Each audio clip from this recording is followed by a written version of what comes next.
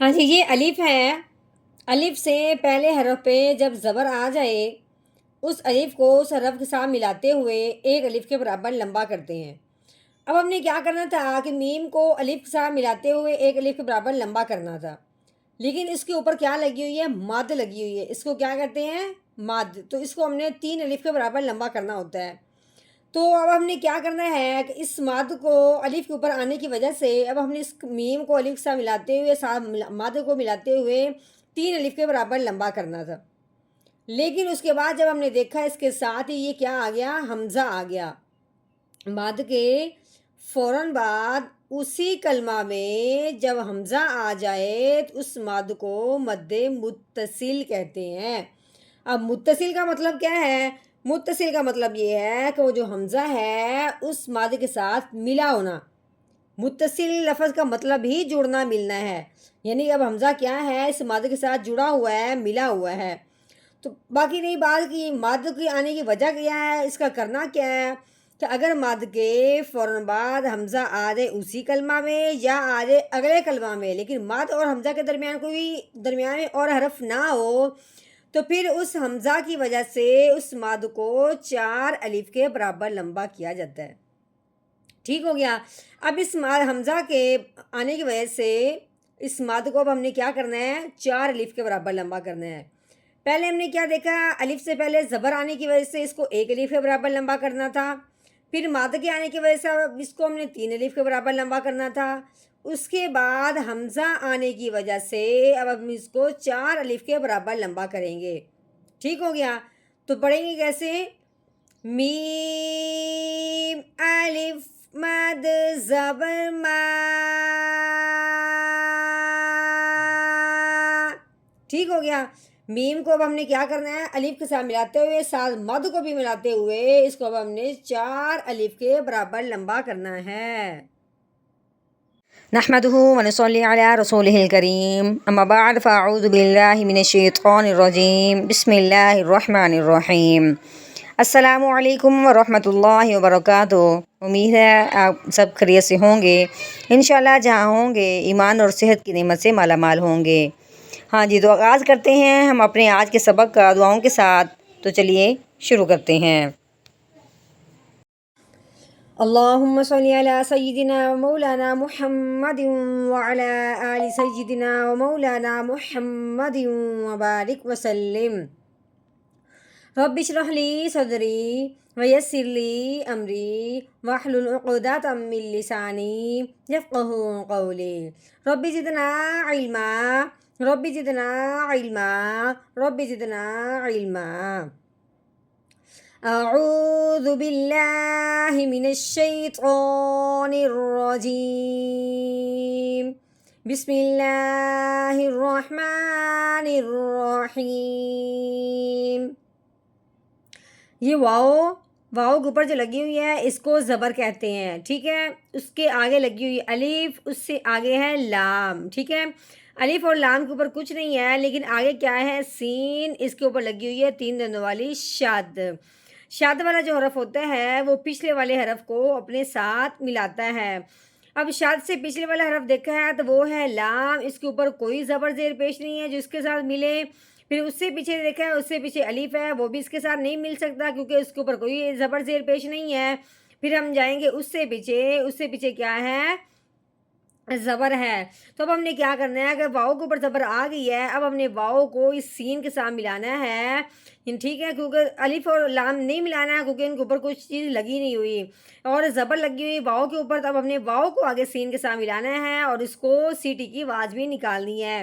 تو کیسے پڑھیں گے؟ واؤ سین زبر وس، کیسے؟ وس، آگے سین کے اوپر کیا لگی ہوئی ہے؟ زبر، سین زبر سا، وسا۔ ہاں جی، آگے دیکھتے ہیں، آگے یہ ہے میم کے اوپر کیا لگی ہوئی ہے؟ زبر لگی ہوئی ہے۔ آگے یہ ہے الف کے اوپر کیا لگی ہوئی ہے؟ مد لگی ہوئی ہے۔ الف کے اوپر مد آ گئی ہے، اس کو مد کو ایک دفعہ علیحدہ کرتے ہیں۔ پہلے یہ دیکھتے ہیں کہ میم کے اوپر زبر آئے گی، آگے الف ہے۔ الف سے پہلے حرف پہ جب بھی زبر آ جائے تو اس الف کو اس حرف کے ساتھ ملاتے ہوئے ایک الف کے برابر لمبا کرتے ہیں۔ پہلے ہم نے میم کو الف کے ساتھ ملانا تھا، ایک الف کے برابر لمبا کرنا ہے، لیکن اس سے بعد ہم نے دیکھا اس کے اوپر کیا لگی ہوئی ہے، مد لگی ہوئی ہے۔ مد والا جو حرف ہوتا ہے اس کو 3 الف کے برابر لمبا کرتے ہیں، لیکن اس کے ساتھ ساتھ یہ بھی دیکھیں کہ آگے یہ ہے حمزہ، مد کے ساتھ ہی اسی کلمہ میں حمزہ بھی آ گیا ہے۔ تو اب اس مد کو کیا کہیں گے، مد متصل۔ کیا کہیں گے، مد متصل۔ متصل کا مطلب ہوتا ہے جڑا ہوا ہونا، ملا ہوا ہونا۔ اب یہ حمزہ جو ہے وہ اس مد کے ساتھ ملا ہوا ہے، ایک ہی کلمہ ہے والسمائی، ٹھیک ہے۔ تو اس ایک کلمہ میں مد کے فوراً بعد حمزہ آنے کی وجہ سے اس مد کا نام کیا ہو گیا، مد متصل۔ اور اس حمزہ کے آنے کی وجہ سے مد کو اب ہم نے 4 الف کے برابر لمبا کرنا ہے۔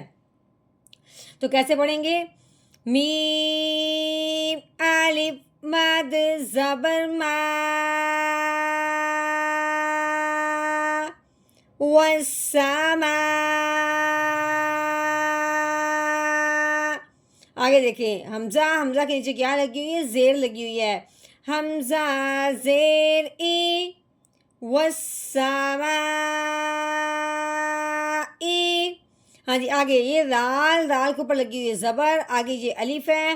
تو اب ہم نے کیا کرنا ہے کہ الف سے پہلے حرف پہ جب زبر آ جائے تو اس الف کو اس کے ساتھ ملاتے ہوئے ایک الف کے برابر لمبا کرنا ہے۔ تو کیسے پڑھیں گے، ذال الف زبر ذا، ٹھیک ہے۔ تا کے نیچے کیا لگی ہوئی ہے، زیر، آگے یہ الف ہے، آگے یہ لام ہے، آگے یہ رو۔ یہ پھر وہی بات آ گئی، الف کے اوپر کچھ نہیں ہے، لام کے اوپر بھی کچھ نہیں ہے۔ اب ہم نے کیا کرنا ہے، رو کے اوپر جو شد آ گئی ہے، اب ہم نے تا کو اس شد والے حرف کے ساتھ ملانا ہے۔ تو کیسے پڑھیں گے، تا رو زیر تیر ذاتر، ٹھیک ہے۔ اب ہم نے کیا کرنا ہے، رو کے اوپر زبر آ گئی ہے، رو کو موٹا کرنا ہے۔ آگے جیم کے اوپر یہ جو دال نما بنی ہوئی ہے اس کو کہتے ہیں جزم۔ جزم والا جو حرف ہوتا ہے وہ بھی پچھلے والے کو اپنے ساتھ ملاتا ہے، لیکن جب کوئی جزم والا حرف ہوتا ہے اس پہ غور بھی کیا جاتا ہے کہ وہ جزم والا حرف ہے کون سا۔ اب جب ہم نے دیکھا ہے کہ وہ جزم والا حرف جیم ہے تو جیم کن حرفوں میں سے ہے، حروف قلقلہ میں سے۔ حروف قلقلہ کے اوپر جب یہ جزم آ جاتی ہے، حروف قلقلہ جب ساکن ہو جاتا ہے تو حروف قلقلہ کو ہلا کے پڑھتے ہیں۔ تو کیسے پڑھیں گے، رو جیم زبر رج، کیسے، روج۔ آگے یہ عین کے نیچے کیا لگی ہوئی ہے، زیر، عین زیر عی، روج عی۔ ہاں جی، اب ہم نے کرنا ہے یہاں پہ وقف۔ تو وقف کی صورت میں آخر والے حرف کو ساکن کرتے ہیں اگر وہ ساکن نہ ہو۔ ساکن والا حرف کون سا ہوتا ہے، جس کے اوپر یہ جزم آ جائے۔ اب یہ جزم عین کے اوپر تو نہیں ہے، ساکن نہیں ہے، اب ہم نے کیا کرنا ہے، اس کو ساکن کرنا ہے۔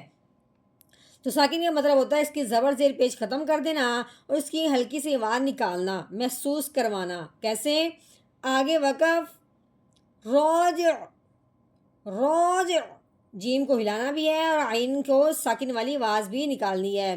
تو اب ہم نے کیا کرنا ہے، اس مکمل آیت کا توڑ کرنے کے بعد اب ہم نے کرنا ہے اس کا جوڑ، وہ بھی روانگی کے ساتھ۔ تو کیسے پڑھیں گے، اعوذ باللہ من الشیطان الرجیم،